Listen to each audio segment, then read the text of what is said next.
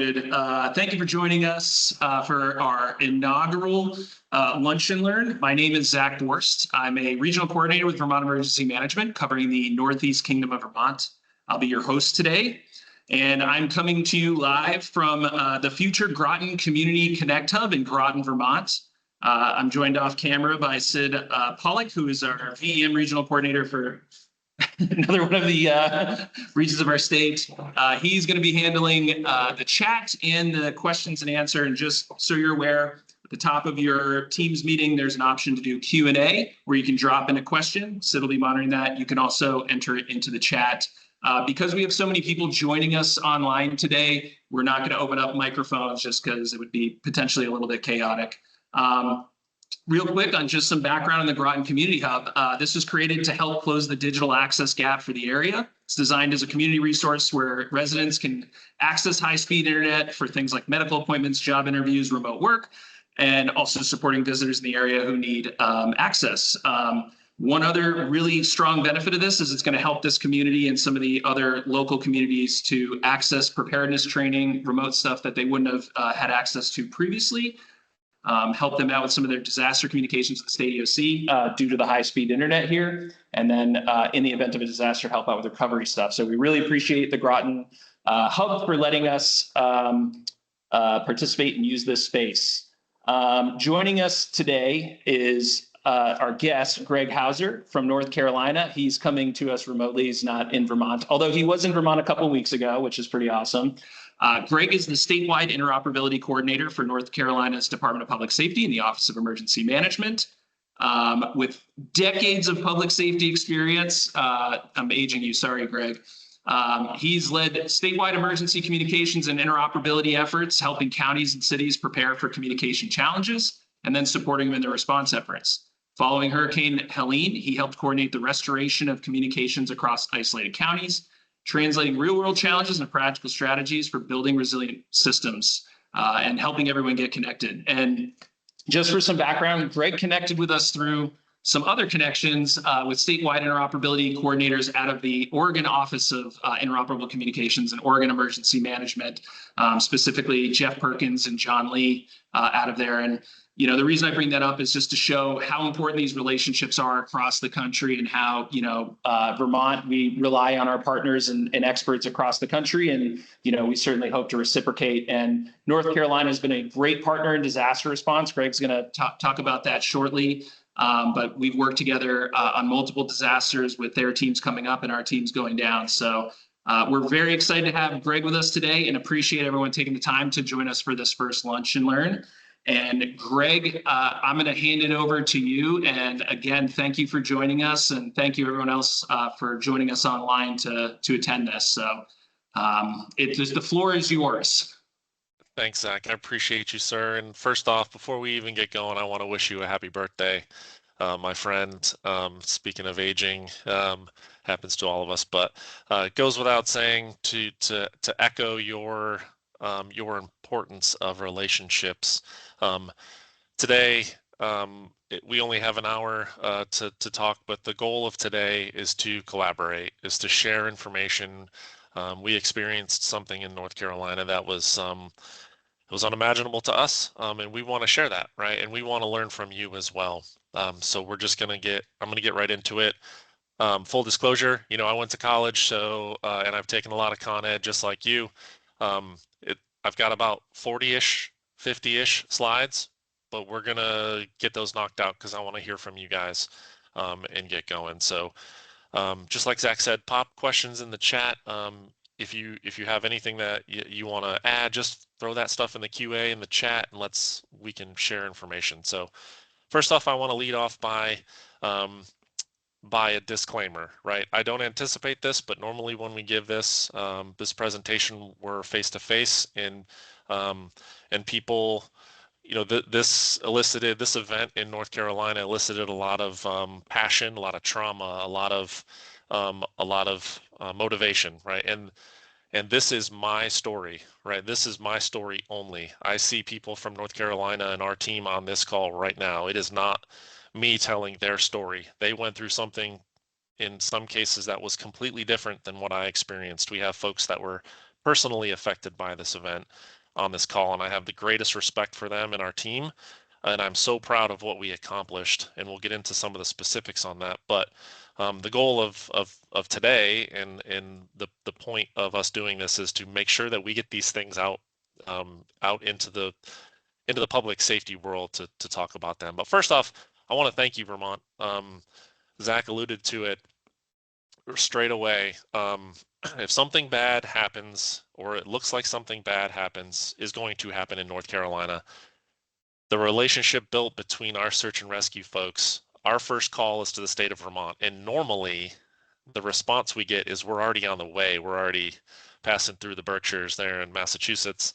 And I do not want to go any, I don't want to go throughout this presentation without saying that you in the state of Vermont had a direct impact on the success and the recovery and just the healing of this event. And I know you guys, just speaking with some of your SAR folks and one of my friends down there with Rescue Inc., like you guys experienced the same thing. So I want to make sure you guys are getting what you get out of, taking care of yourselves and getting what you get out of this. But I also want to show you that relationships matter, right? In 2023, those are my friends from North Carolina Task Force 2. And we, again, same thing. If it looks like something bad is going to happen in the state of Vermont, our search and rescue coordination folks are basically like, get on the road, like start heading north. And in 2023, when you guys had your significant flooding event there in central Vermont, our teams were probably, I remember getting the phone call and I said to myself, we're going to Vermont? Holy crap, that's awesome. And those teams were already in motion. And that first picture on the left there is a Maple Creamy from the gas station in Essex. The pickup truck is the pickup truck that I used to ride in Charlotte Fire Department, sitting in front of Springfield Fire Department in Vermont. And then the other one is Greensboro, North Carolina. Yeah, sorry, disclaimer, it's Charlotte, not Charlotte, in North Carolina. And Greensboro in front of the college there in northern Vermont, up near the Canadian border, they were helping out stuff. So this type of stuff matters. Zach, I applaud you for your effort to get Lunch and Learn going, because that's how we're going to succeed. All right. So just some quick stats. Unfortunately, we lost 108 North Carolinians.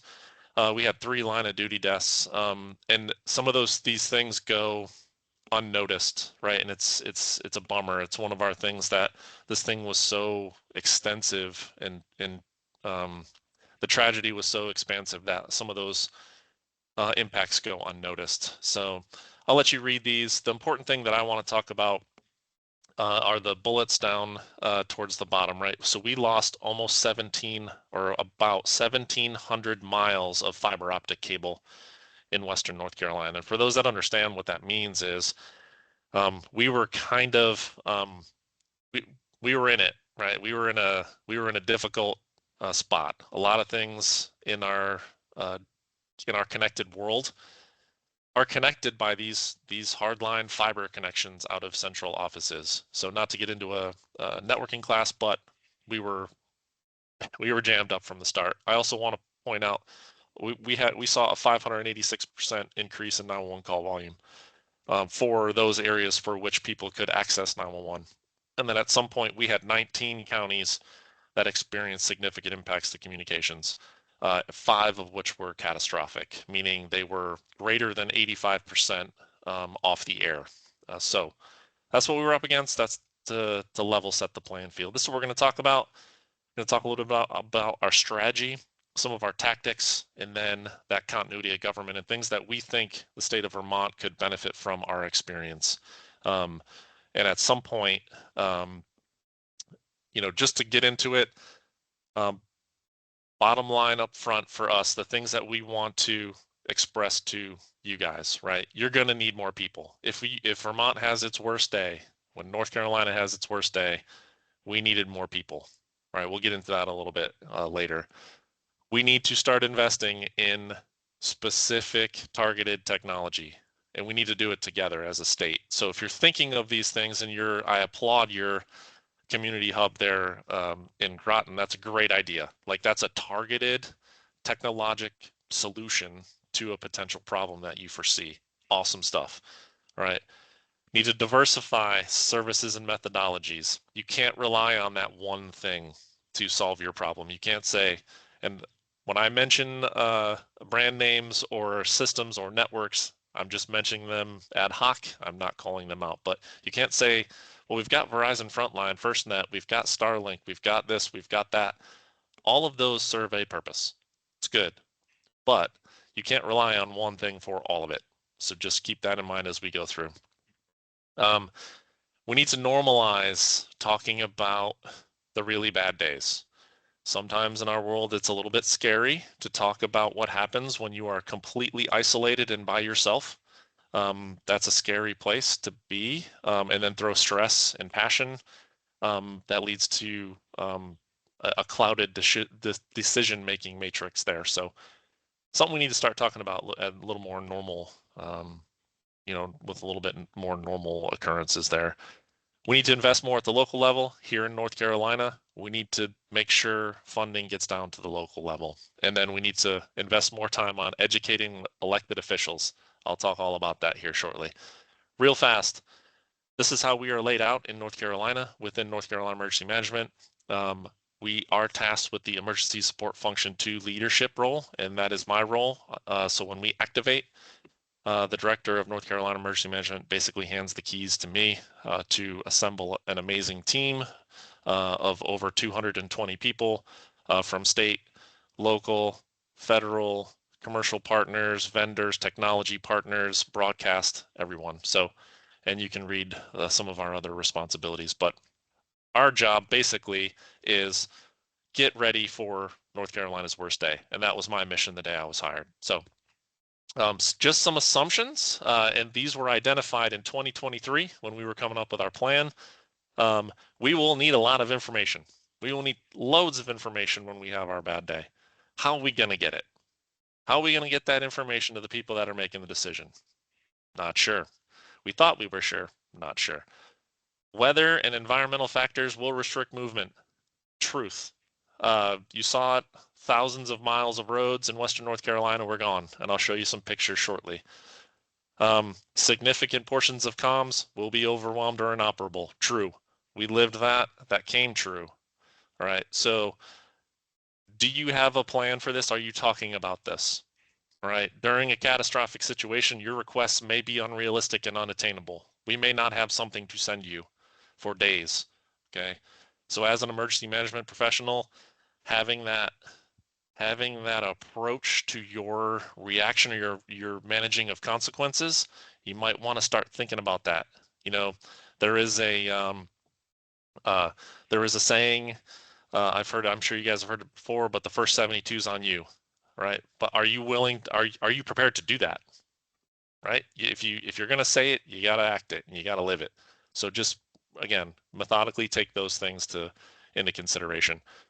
And there may be a scenario for which nothing works. You're in a zero-comm environment. What then? So a takeaway from us to you is do you have a plan, and does anyone else know about it? Sometimes we do a great job of making plans, but we don't share it. We don't tell anyone, right?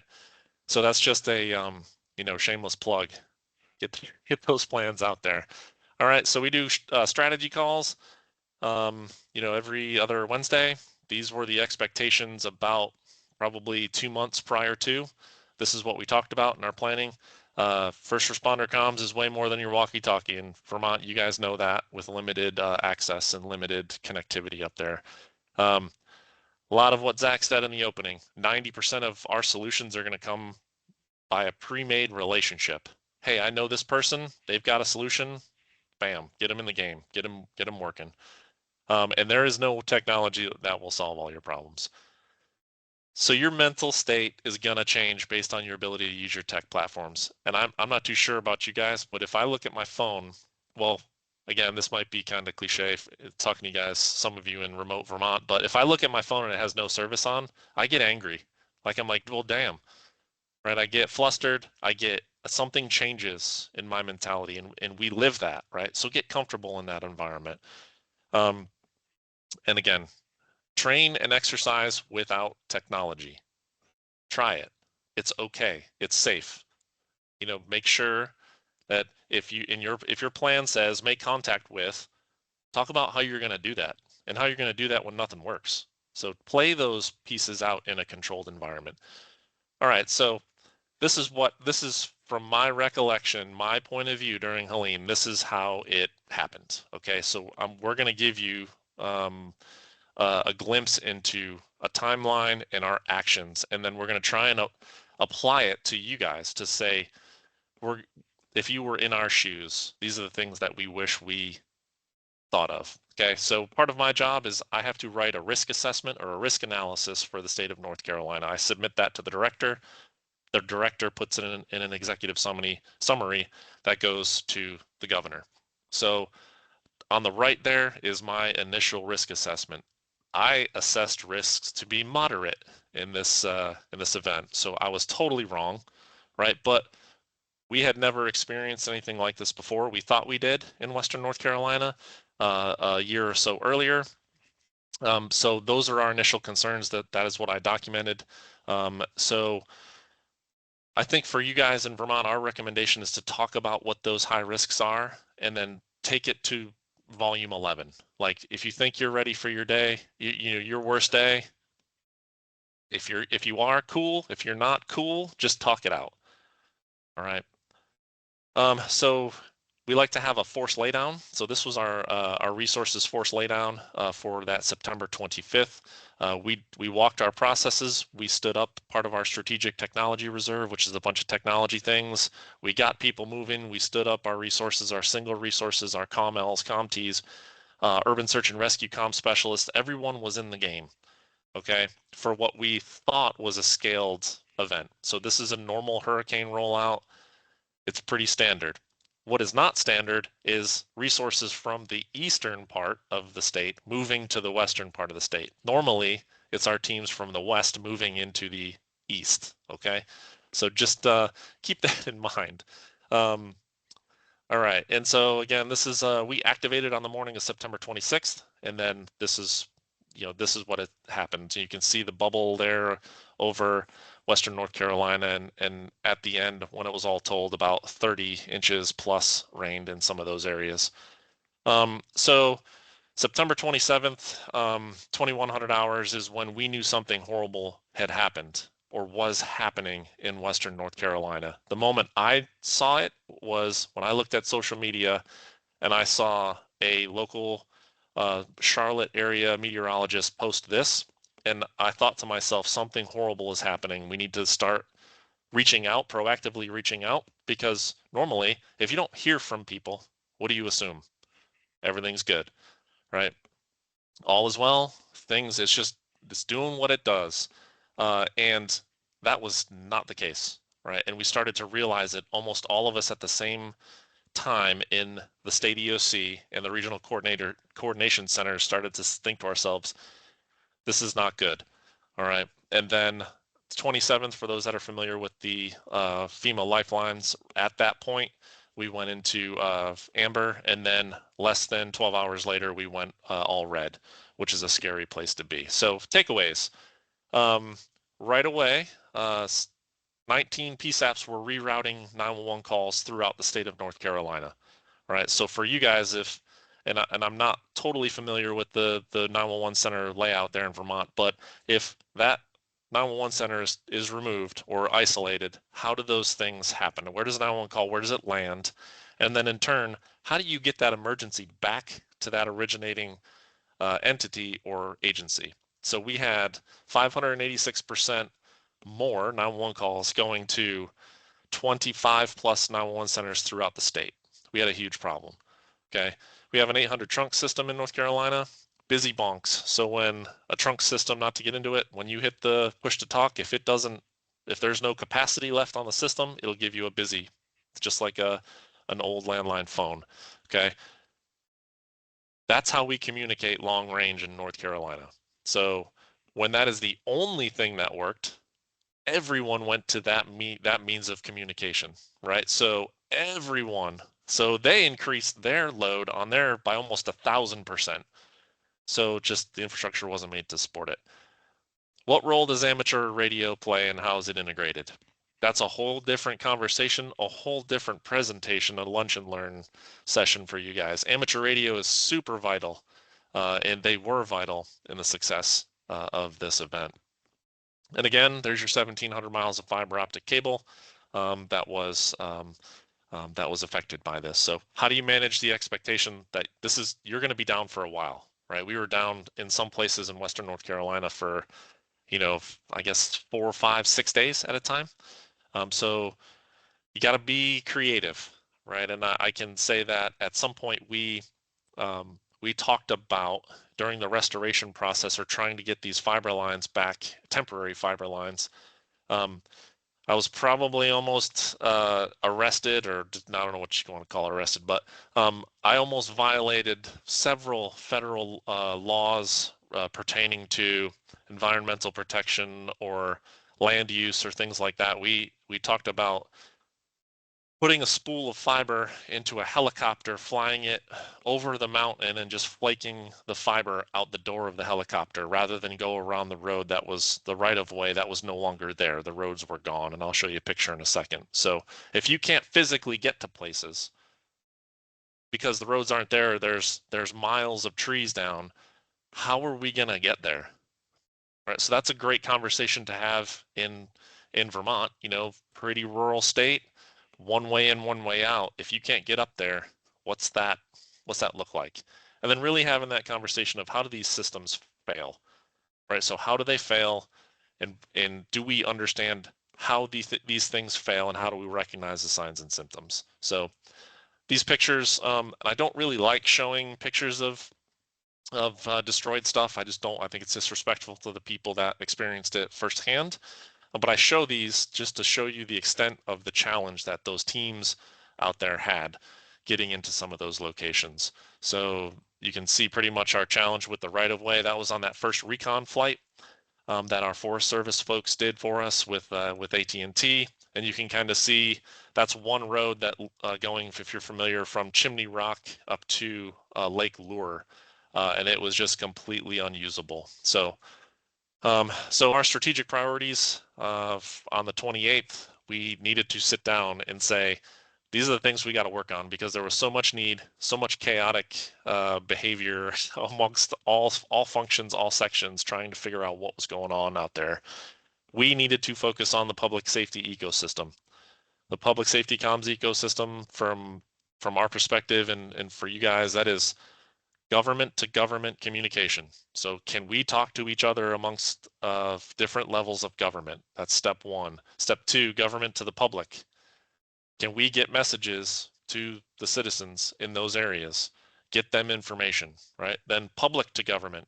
Can citizens access telecom networks to get help, right? And then the public to public lane of the ecosystem is, how do humans interact with their technology? Right, that is a thing. That is directly correlates to the safety of the public for their ability to interact. Right, so that was a priority. Establish continuity of government processes. We had to get out there and see what was going on at the government level. Establish ground truth. We had to get the team together. We had to mobilize. We had to motivate, mobilize, and get these folks in the street. We had some amazing leadership folks in the Western Regional Coordination Center. These folks are really, really good at the communications game. Bill Southard, Brian Baker. So they were out there, and they were coming up with these strategies and the tactics of what they were going to do. We let them do that. They were taking the resources that they had on that force laydown. They were putting them in the street, getting them moving. So ground truth was vital. We had to figure out what was actually happening. All right, and then we had to gain access to these critical infrastructure spots. And you can see there's a team of 5 people there walking on that road in that picture, trying to get up to where these sites are just to see if they're still there. Okay, we had to get them fuel. The order that I gave to our Dale Suffin, then with North Carolina OEMS, I said, Dale, any mountaintop in Western North Carolina west of I-77, if it has a red blinky light on it, get to it and get it fuel. Like, keep the red blinky lights blinking, man. And he completely hit a home run with it. And he just said, okay. And he went and left and got, like, it was absurd, the amount of magic that he worked. So then ultimately it was our job to support commercial wireline and wireless partners to help. So I guess our advice, our team's advice is, do you have a strategy for those first 5 minutes? And we really found that if we can control ourselves and focus for the first 5 minutes, we can get to that 5-hour mark. If we can get to the 5-hour mark, we can get to the 5-day mark, right? Taking those things, reassessing, and just trying to solve problems, right? And then ensuring citizens can get help and access to get information. So strategy, you guys know, leads to tactics. And the figure on the right there, Brandy Osborne is our tactical comms lead. And one of the teams basically asked her, what do you want us to do? And she said, just go out there, right? Just go and figure out what's going on. So that discussion was had. He said, oh, you mean like this? So he drew that on his phone and he sent it. And she said, yes, that's exactly what I want you to do. I want you to get out there, figure out what's going on, test the boundaries, and get what we need to do. We need to prioritize PSAP connectivity. We needed basic internet processes, not necessarily 911, but we needed basic internet processes at 911 centers and ECCs, or emergency communication centers, right? Then we needed to support ICS-based activities where we were able and where they were in place, right? So one of our strike teams got on scene, on location in a county, and the local emergency management coordinator said, congratulations, you got this. I'm going to find out who's still around. I got to find my team first before we can start actioning things. And they said, okay, what do you need? He said, I need everything. Like, okay, sounds good. We're going to try and get that. The point is be real with your capabilities and discuss accepted processes. By us saying just get out there and go, technically we were violating a policy within North Carolina Emergency Management. We wait for a resource request and then we send stuff, right? Report a gap, we send something or a resource to fill the gap. We didn't do that in the first 2 days, right? So that opened up a conversation. That's my challenge to you. At what point is freelancing allowable? I know that is complete sacrilege in emergency management and first response, but at some point, we had a lot of agencies, groups, out-of-state people show up, right? We needed every single one of them. Is it acceptable? We would have liked to know they were out there for accountability and safety and just to know so we didn't duplicate resources, but was it allowable? I will shake the hand of everyone that did it and say thank you on behalf of the people that they helped, right? So I know that's kind of counterintuitive of what we're taught, and you know that's yeah. And then of course provide just-in-time training. I've got this box, I never opened it, or this radio doesn't work, it's a piece of crap. And then we needed to start planning for 30 days of operations. That's crazy. I've never thought of that in my career. So just a little bit of what we were up against. This is the DIRS report, the Disaster Information Reporting System from FCC. And this is what I was talking about before. When you see a map like this, you know you're up against it. And for my friends on this Lunch and Learn from Western North Carolina, this is what they were up against. So the percentage is percentage of network that is down. In Buncombe, you see that is where the city of Asheville is. That's the main metropolitan hub. And it was greater, you know, is greater than 80% off the air. That's not a good thing. So if you consider, and again, I'm not trying to give you guys, you know, bad fortune here, but the if you think of Burlington or a Brattleboro or Bennington or places like that, like if you take that and take away 80% of their ability to communicate, you might have a challenge there. So Zach, what you got, sir? Greg, and I actually did the, you know, there's that map where you can see how big Vermont is to fit into another state. And it's about that area that was covered, like, you know, land mass wise, like, you know, it would be the equivalent of Vermont losing everything. Holy smokes. Well, that's not going to happen. But if it does, I know you guys are going to be on top of it. I know you are. So a couple days into it, that was our force laydown and how it changed. We added a significant amount of resources, as you can see there. So A few days in, right, I realized as the leader or the functional lead for the emergency support function 2 and trying to motivate the team to get out there, we had no commander's intent, right? There was no guidance out there to the team that says, boom, all right, do your best. So we sat down, leadership within NCEM, we just sat down and said, we need to come up with something.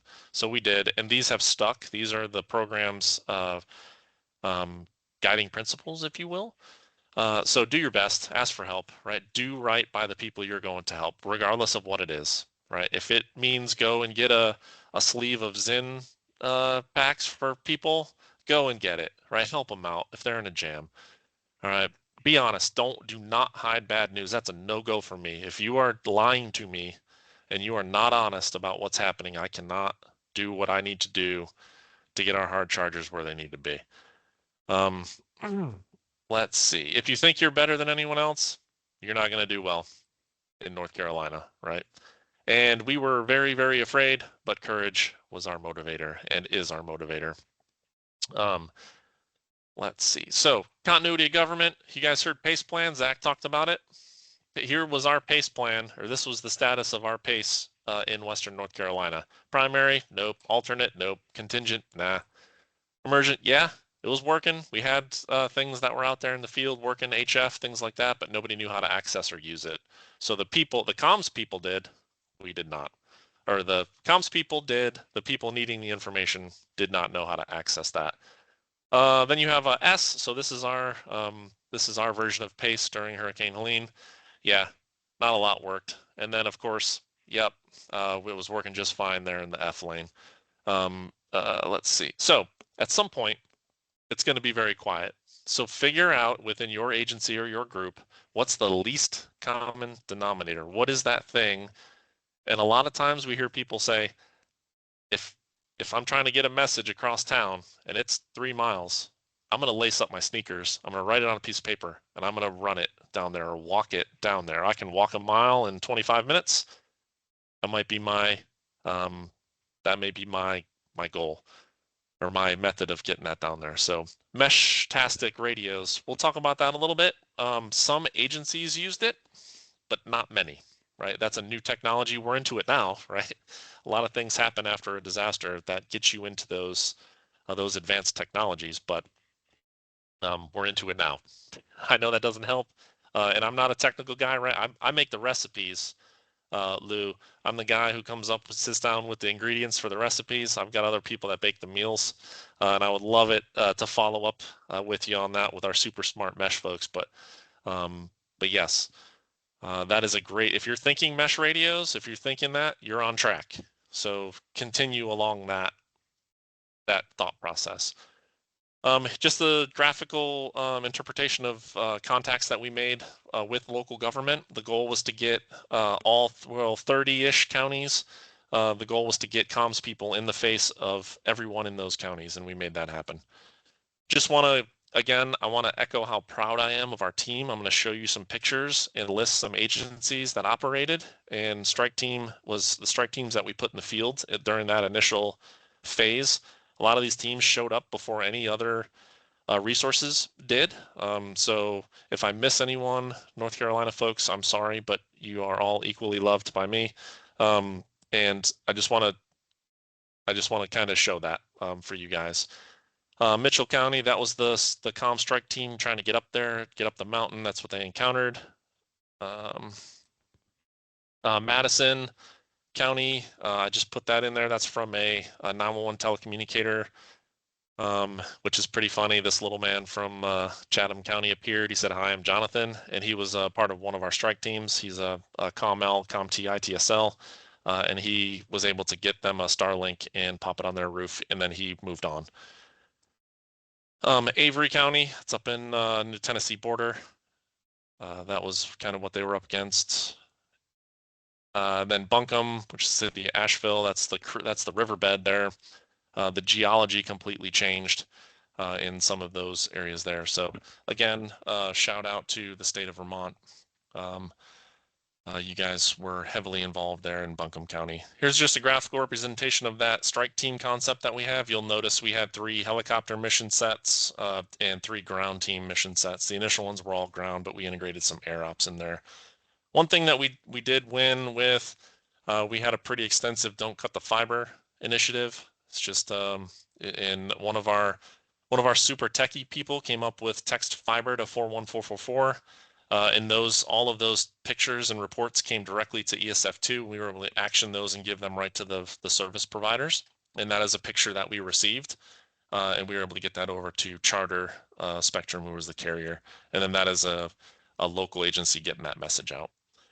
So during all of this, we had to evacuate our regional coordination center in the west because it was inadequate. So 3305 building was the building that we used to be in. Just the windows under the 3305 to the right, and then we moved to an abandoned community college for which we had more space, a secured cage.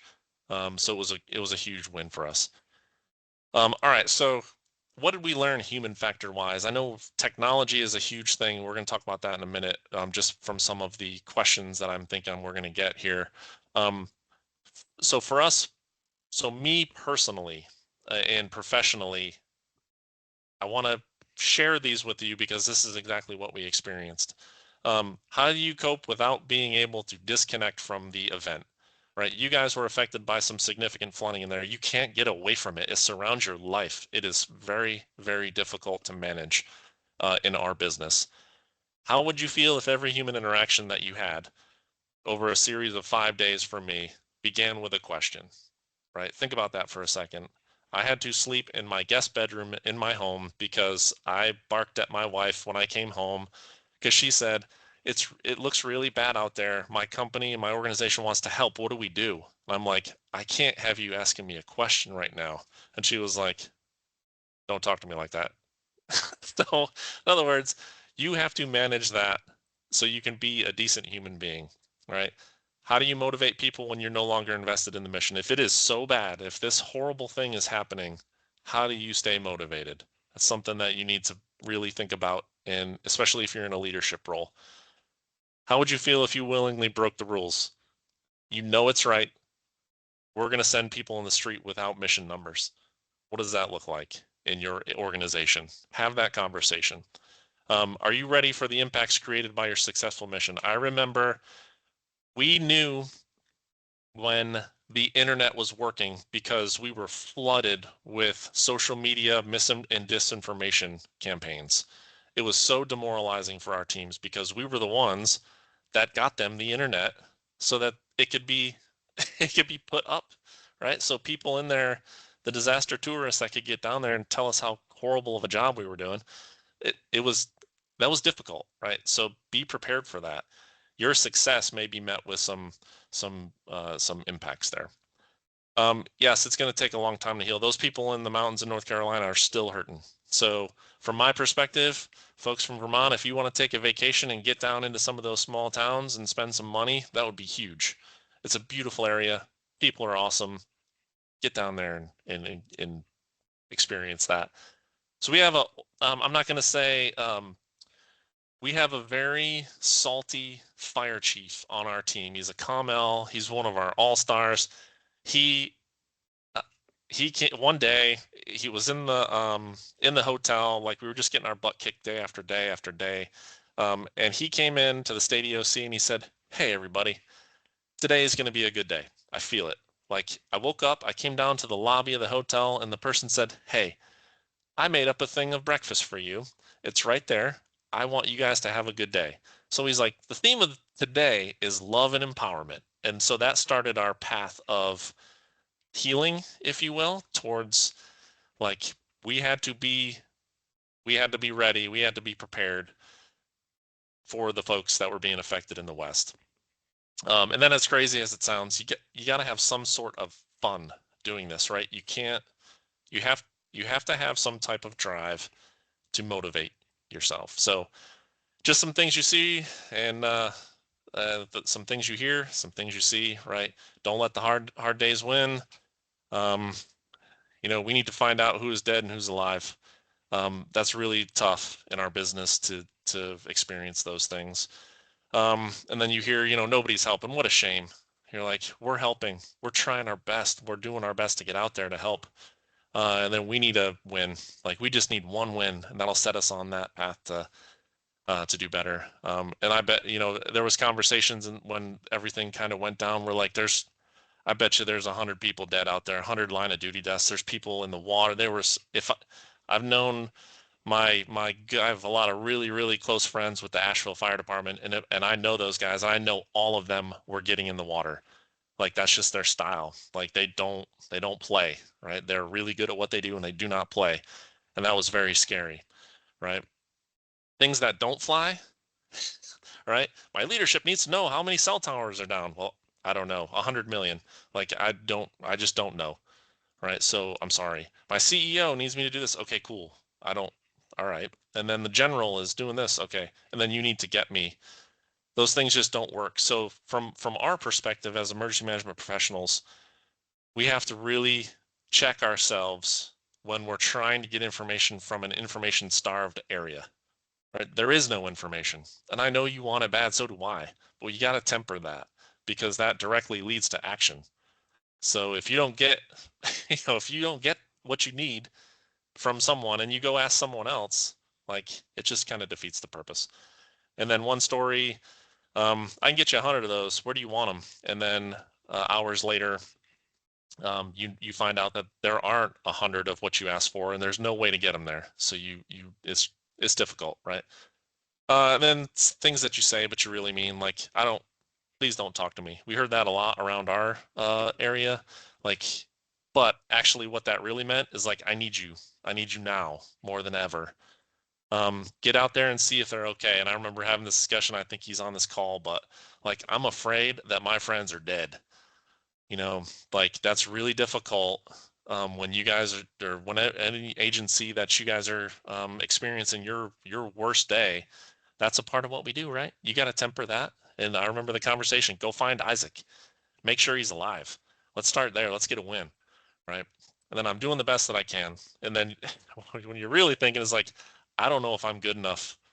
I don't know if we're good enough to fix this.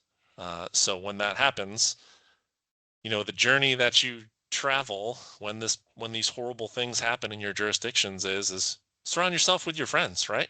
This is a part of that. Call Vermont. We know Vermont's going to fix it. So just having Vermont in North Carolina was a sense of, is Vermont here yet? Yes, they just got to Buncombe. Oh, thank God. Thank God. Yep. So, and then you multiply that times 38 states and other, like, we got a lot of paybacks to do. How's that? Today was really bad, but we're going to be better tomorrow. That's easy for us. Like if we can just be better tomorrow, the days will add up, time will pass. For us, morale matters. These were made up by some of our nerds. Within the first 6 days, there was patches and stuff flying around. Super important. All right. So just some more takeaways. I know we're running up on time and I want to give you guys an opportunity, but just from us, these are the takeaways that we think from my perspective would help you guys. Yeah. And then finally, we were finally Lifelines green. About a month, October 25th was when we went green at 1410. The report from our telecom that they had gotten the last county to under 20% of outage. So again, just some damage there. This was from all of our strike teams that were out in the field. And day after day, this was our COML in the western part of the state, trying to keep our teams motivated. But we got to a point for which we could start to get ahead of it, and we could start to own it a little bit more. And then at some point, it's going to be all right. At some point, we were able to kind of get back into that normal function when we felt that it was okay. When we felt that it was okay for us, or for the people that were directly affected, the agencies, our friends, our comms people that we've trained with, we've exercised with, when they were okay with it, then we were allowed to be okay with it. So that was super important to our team. And then don't ever forget to find the meaning in what you're doing. And each one of these pictures says something different. And the middle one, for our folks with Vermont Task Force 1, I think that means something special to you guys. So don't forget, when you're going through your horrible days, don't forget about the meaning that's behind it. Okay. And again, the picture on the left is my college, my hometown. Sour Patch was our huge exercise that our team put together, and all wrapped into one. So the person with the earbuds in was my college roommate, and that team is from the state of Connecticut. He called me and said, "Man, I'm sorry this has happened, and what can we do to help?" I said, "You can bring yourself down here." So they did. They brought a bunch of comms guys. Then the gentleman doing the peace sign is a Durham firefighter right up the street from the station. And then super proud, the gentleman holding up the award, that award, he is the OG, the original godfather of North Carolina comms. And we had gotten the Order of the Longleaf Pine, which is the highest honor a North Carolinian can be bestowed by the governor. And he was awarded that weeks earlier, and we were able to get him that during the event. So yeah, so now on to questions. And thank you, Zach, thank you for the opportunity. Honored to tell our story, or my story, and honored to kick off the Lunch and Learn series for you guys. Yeah, I mean, I think, the lessons that certainly I'm taking out of this is relationships, before anything. We really emphasize those regional emergency management committee meetings and stuff. Sometimes they can drag on and maybe not be the most exciting thing, but just getting into the room together and chatting and getting to hear that, taking advantage of opportunities like this. Like, we're going to bring in more experts from outside as well as our internal state experts to discuss this stuff, because I think it really helps sometimes to hear how other folks, got through it. And I guess my first question is, that moment when you look out and everything is, like every emergency manager, all our local folks have experienced this, the fire chiefs and stuff have experienced this at some point in their careers, where everything is a priority, right? Like, you don't even know how to get your feet under you. So how did you guys start to prioritize and even just take that first bite? Because I think you get stuck in that analysis paralysis and just like, everything is bad. Where do we even make an impact?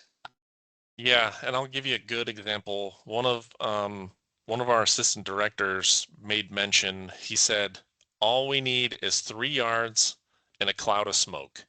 Like, I want 3 yards and a cloud of dust, and then we'll huddle up again," right? To use a American football analogy, right? To say, so from our perspective at the State Emergency Operations Center, we knew that we had to separate ourselves from the western area of operation.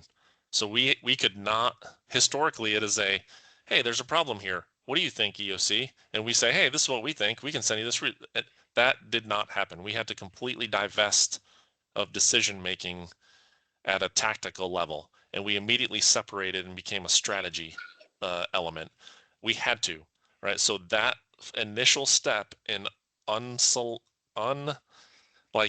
initial step in kind of saying it's going to be okay. Now we have to trust that our team is going to do the right thing. We're going to trust, and they did. And then from their perspective is, they had to start, and I think Brandy just mentioned it in the chat, like, we had to start to kind of understand the focus of what our function, communications, when it became the priority, we had to work around some, I'm not going to say work around the rules, right? But we had to take some action while there was some planning still happening. So if you take the, use the fire chief analogy, we had to get a line on the ground. We had to get a line on the ground, and we had to get some water somewhere close, which is what happened. Art, who just asked a question about amateur radio briefing, reach out to your regional coordinator, and we do have a communications training now, as well as a PACE training. That's one of the things that I'm actually responsible for. We just started delivering that around the state. And it's probably going to be kind of a moving needle as well, because we're adapting it as we learn from both we're going through a communications planning process at the state currently, as well as trying to push out, some efforts. So our regional coordination, or sorry, our regional emergency management committee meetings, if you haven't heard it already, you will hear it for sure. So, and Emily just posted that. We did have a question in the Q&A. Did this alter how you invested? I mean, one thing that I think is really challenging for everyone, right, is communications technology is expensive, almost across the board. It's complex. It's hard to manage. You had a bunch of investments ahead of time. Has it changed? Have you made new investments? Did it change how the state invests in this? Yes, absolutely. So again, not to endorse one product over another, but so if you don't have some type of low Earth orbit satellite, i.e. Starlink, in your fleet, you need to get it. And that investment, the hardware, is not a huge investment. It's not a large monetary investment, right? Some of the struggles that we run into post-event is paying for recurring services. So satellite phones, those types of resources, internet services, Starlink, those are expenses. They're monthly expenses, and they are expensive. So for our small towns, like the small communities in Vermont, having the hardware is a great start, right? Having the hardware, if you can have one Starlink at town hall or wherever you're going to gather your decision makers, keep it in a box, keep it in a closet. Perfect, right? And that's something that you can go after. Then you can utilize your next layer up, whether it's regional EM, state EM, whatever that looks like in Vermont. You can say, I'm going to use this method to contact you to activate my Starlink for me. Like if we're in the weeds and it goes from good to bad in the matter of seconds, then that is a process that is acceptable. Say, look, we can't pay for this. But when the big disaster handle is thrown and we're looking at potential reimbursement, that's an expense that we as a town or a community are willing to front. So awesome. So Heather Rigney, who works with Vermont Department of Health and manages the Medical Reserve Corps, had asked a question about how amateur radio was successfully or unsuccessfully utilized for Helene. Yeah, so that is a great question, right? So amateur radio operators are like they're like your get out of jail free cards, right? So and you can put them into different buckets, right? All of them very useful. So you can have an ICS based amateur radio operator, which we had at all of our command and control centers to monitor certain frequencies, right? Then you have your community organized amateur radio operators. So they don't really want to be bossed around in an ICS environment. They don't want to be told to go to training, right? They're in that bucket. Still very, very useful for you at the community level. And then you have just the hobbyists, the people that are at their house that have an amateur radio. All of those are important because the people that are at the house, they're sensors for you. If you consider them as ground truth sensors, right? So we missed the mark in North Carolina. There was a repeater on top of Mount Mitchell. I'm sure some of you guys have already seen the videos and all the stories around that. There were citizens that were flooding that repeater with just information, like disaster-based informations. This road is destroyed. I see two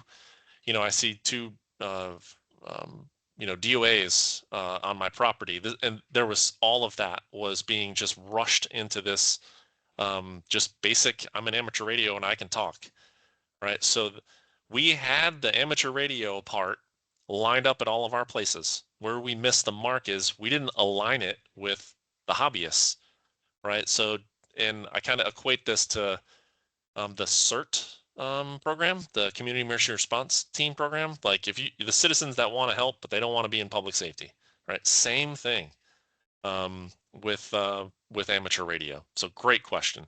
And for those of you that don't know, Amanda Winans and Brandy Osborne are popping stuff in the chat, right? So Amanda and Brandy are my deputy SWICs, and Brandy was the tactical coordinator lead for Helene, and Amanda Winans was the functional leader, the boss on night shifts during the whole event. So they're trying to help fill that gap for us here on the call. And Greg did say we're almost up on time, but he said if people have questions, he's happy to stay after. And then any questions that we don't maybe have an answer to immediately, we can get back to either asking Greg or his team about those. And then, we have your contact information and can be able to email back. Kristen Leahy, who's one of the emergency managers in my region, has already put out the request for the communications training that I put together. So thank you, Kristen. One other, Pete Brown had asked about, to other satellite comms. One thing is, I think a lot of people think sat phones. My thing with sat phones is they're great as long as everyone knows to be outside at the same time. And if you're not doing that, then you're all kind of standing out there, praying to the satellite gods, hoping that you have a connection. It's hard in Vermont too, because a lot of those satellites are still relatively low on the horizon for us. So that's a tough one, but it sounds like he's answered it. And, I think one question that sort of might go along with this is like, what other sort of creative solutions? Like one thing we realized recently is, we have these sat phones, but, all iPhone 14s and above on certain networks have satellite texting now, which is a huge force multiplier, and is built into something that we already have. So do you have like some creative tricks that you came up with during the response to help bridge those gaps? Yeah, so a lot of things that a lot of the process when it came to smart devices, right? Agencies did not know what they had. They didn't know what they had or have. So just-in-time training stuff, sending out those directions on how to activate that in your phone. This is how you activate the satellite to text mode. A lot of the networks were, like you mentioned T-Mobile and T-Satellite, that was turned on a lot of times in those areas for the first time. Wi-Fi calling, yes, like, hey, we can turn on Wi-Fi and then you can do a Wi-Fi call if that works over Starlink, over those things, right? Here's the thing to that question. So the question from Pete Brown is, did one offer some over others or whatever that means? You got to understand some of that stuff. You can't teach someone how to use a more advanced technology or a device when they are under stress. There's time for that. It's usually when it's usually towards the follow-on hours when the networks are starting to come back up. But a lot of common misconception is that if there is no network, if there is no fiber central offices, a lot of those networks besides satellite, direct to satellite things, they still need ground infrastructure for some of that stuff to work, right? So again, this goes back to our don't put all your eggs in one basket and don't assume that at some point Starlink isn't going to work for you, right? Again, if you have 200 people all linked to one Starlink, the system's going to degrade, right? So you got to manage you got to have those discussions. You got to manage that, just like you would any other advanced concept, right? You can't flood 10,000 patients into one hospital that only has 10 beds. Same thing with networking, right? So start normalizing those conversations of, hey, maybe we get a few of these devices, maybe we get a couple of these devices, maybe we do these, maybe we do that. So yeah, I mean, I'm a big fan of like, when I'm sort of telling people like, we advocate get 72 hours supplies, which is really expensive and really difficult for the normal person to get that stuff. So like, my approach to it is if I'm at the grocery store and I'm like, hey, I got a little bit of extra money, I'm going to buy an extra jug of water this week, or I'm at the hardware store and I see a gas shutoff tool that maybe I'm missing, you just piecemeal it. Can you talk about you went to a communications rally and those guys showed up and they had kind of a busted up comm vehicle and they were embarrassed by it. And I think he talked about this. There's a podcast that he did with Jeff Perkins, which I highly recommend listening to it. It was more of the philosophy of the response, but showing up with what you have, and then how did you guys rally around them? Because I thought that was such a cool story. Yeah. And so it was in that part of the state, right? And it was in Yancey County, or sorry, Mitchell County, which is super rural. And then Yancey County showed up to participate. It's the county, one of the counties right next door. And they brought their mobile command post, and it was one of those small international buses, like they probably got on surplus or from the school system. And it was in rough shape, right? And they don't have a lot of funding to do that. So They roll in and they were super embarrassed. They parked all the way at the back end of the parking lot, almost to hide the thing. And our team was like, nope, like get that thing up here. And we put it front and center. And Asheville Fire and Greensboro, all of the more advanced teams, Charlotte, they all rallied around it. They outfitted it. They made it that hub of like spotlight on thing, and it really motivated the folks from Yancey County to like, hey, okay, cool, we can do this.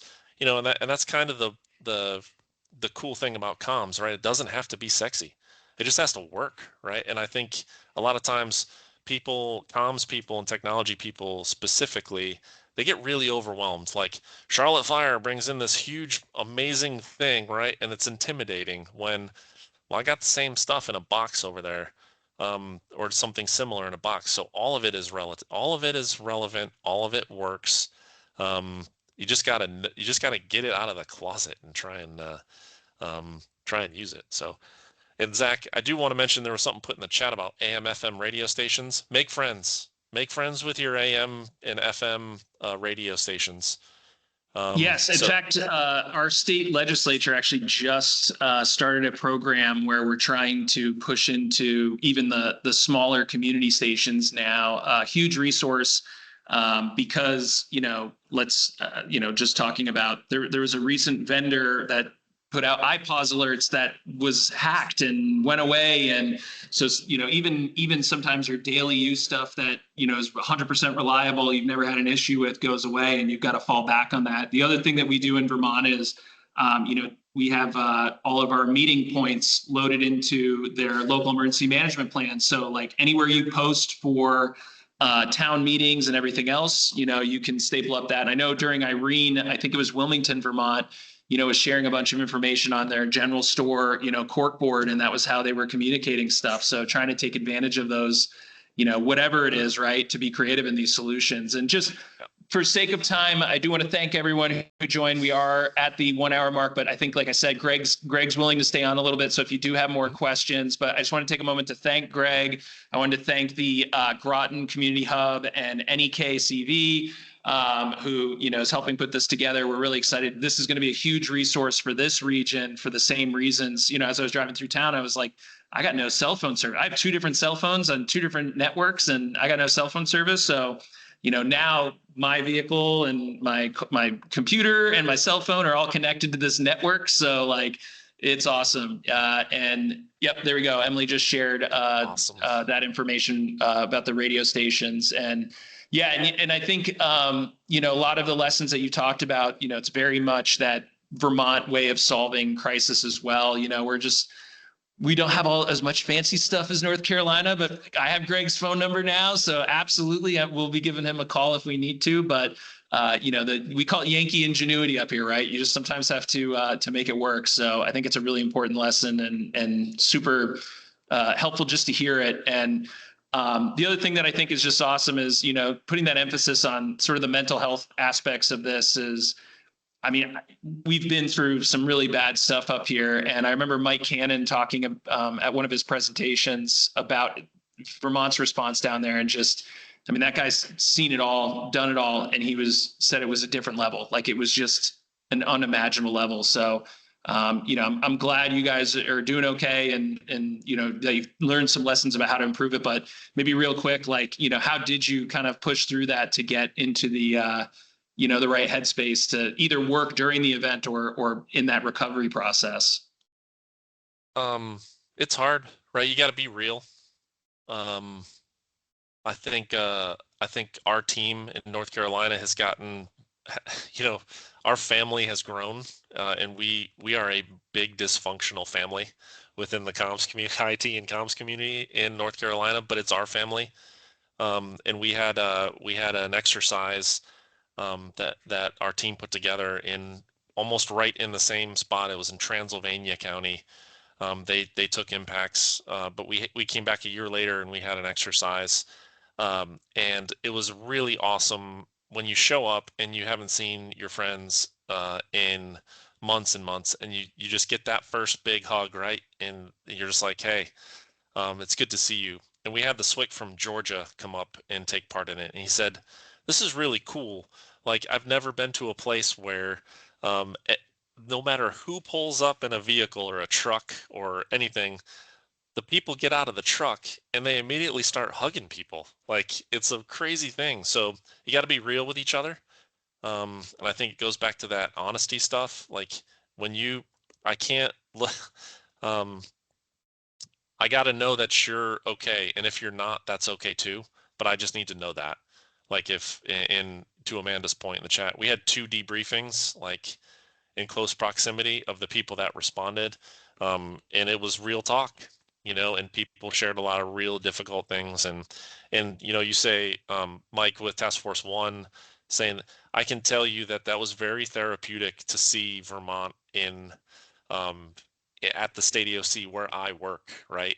And talking, and when I was up in Vermont to see you guys a few months ago, like, I saw KJ, I met KJ in Raleigh at the state EOC and just struck up a conversation, and that's led to a relationship, right? So I went up there and he showed me around the state EMS Academy, and that's how this all works, y'all. Like, now y'all are a part of the family, and that's how it has to work.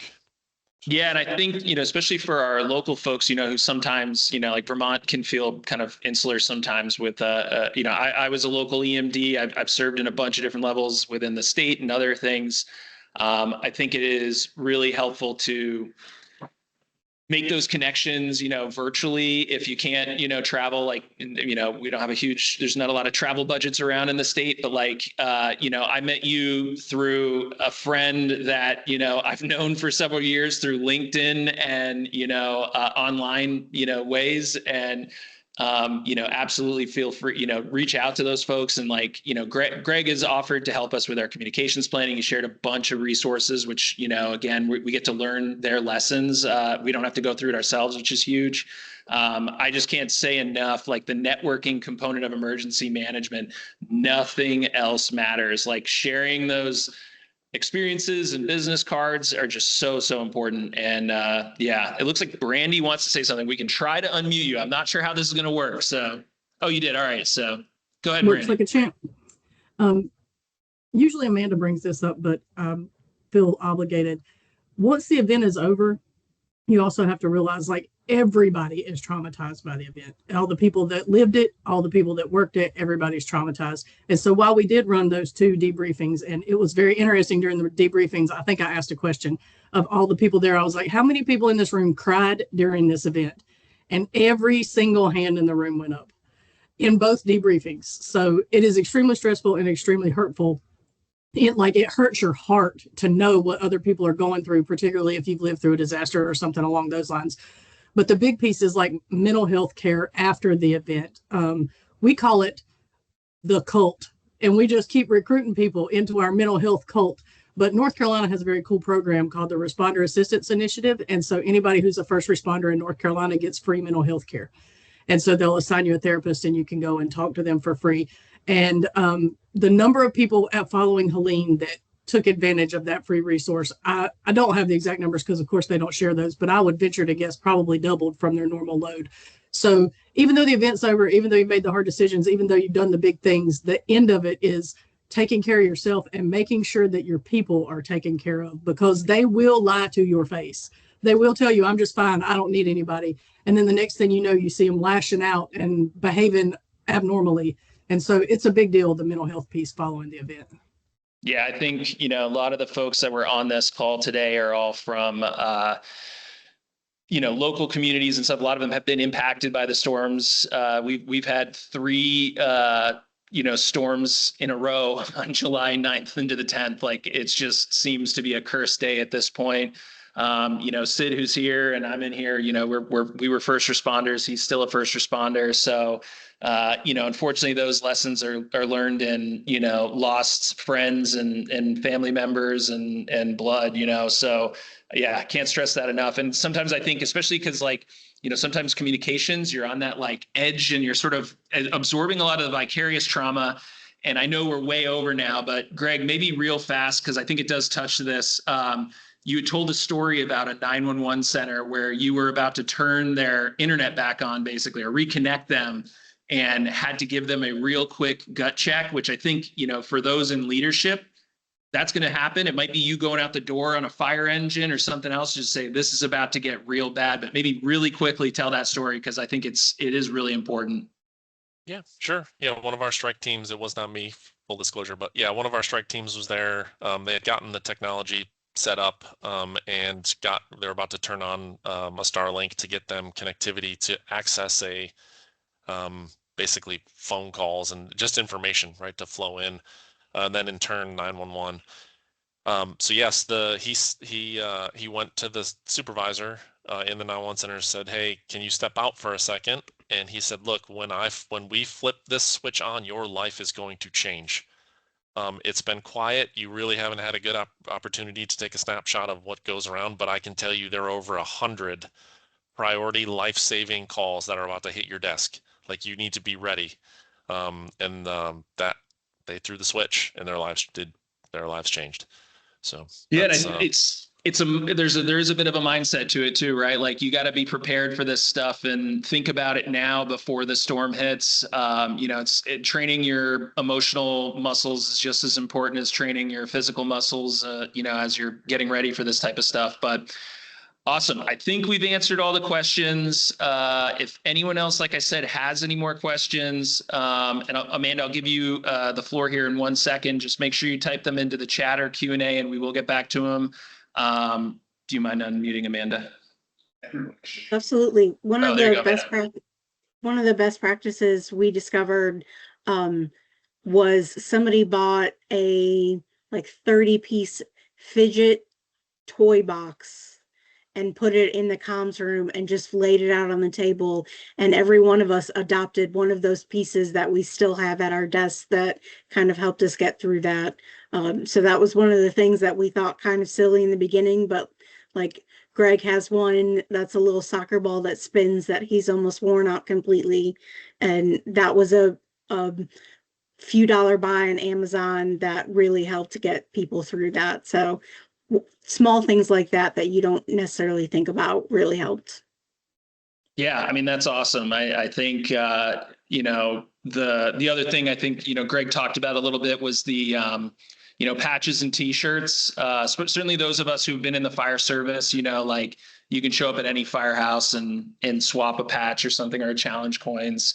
It's a lesson that, I'm going to hopefully take back and try to push through, just because it's swag, right? It's like you said, you have to, like, you make it through this stuff, and it's so important to be like, we did it. Like, we can celebrate this now. Like, even though it's traumatic, it's sad. Like, that's part of resiliency is, kind of owing that, like, we did it and we did it together. So I think it's a really cool lesson, and everything you guys have talked about, like, again, just to hear the mental health stuff. When I started doing this, over 20 years ago, it just was not a conversation that you really had until it was like so bad. So awesome. Well, Greg, I'll give you the last word if you want. But I really appreciate it. I thank everyone from North Carolina who joined this call to share your thoughts and information and your experiences. It is a genuine thank you to North Carolina. It's cool to have that relationship. My parents live just outside of Charlotte. So, I'll be buzzing you guys the next time I'm down to check out toys. But that connection is really, really important. So we appreciate it, Vermont to North Carolina. And certainly, like you said, that's a reciprocal relationship. So thank you all. Yeah, no, thank you. Yes. Good Rich job. Doolin, before I forget, the mesh core radio. Yes, Meshtastic, LoRa. It's a technology of basically a really long distance Wi-Fi. You can do data over it.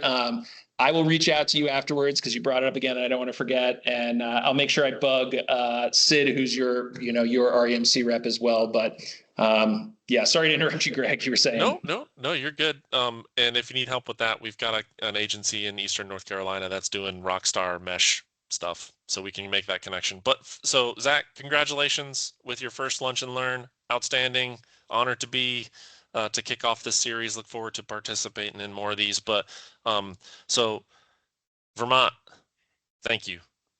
Thank you. If you came here to North Carolina, thank you. We owe you. So again, if you get in a fight, we got your back. All right. So, and again, our boss has said, if Vermont is in trouble, get your ass on the street. So that's what we intend to do. So what I take that as is, if there's an opportunity for me to get my friends and my family on my team, our team in Vermont to train, that's what I want to do. And vice versa. I want a team from Vermont in North Carolina to train, to break bread, have an adult beverage around a campfire. That's what we do. That's how we succeed. We do that, and that's how we grow the family. So call me. Awesome. Those are great way to end the call. And thank you for everyone who called, either asked questions or participated today. Our next Lunch and Learn will be in February. We will nail down the subject and date and send that out probably in the January newsletter. Emily shared a bunch of information. I believe the chat stays up even after you get out of here. So there was some mental health trainings and some other stuff in the chat. So please feel free to kind of going through that stuff.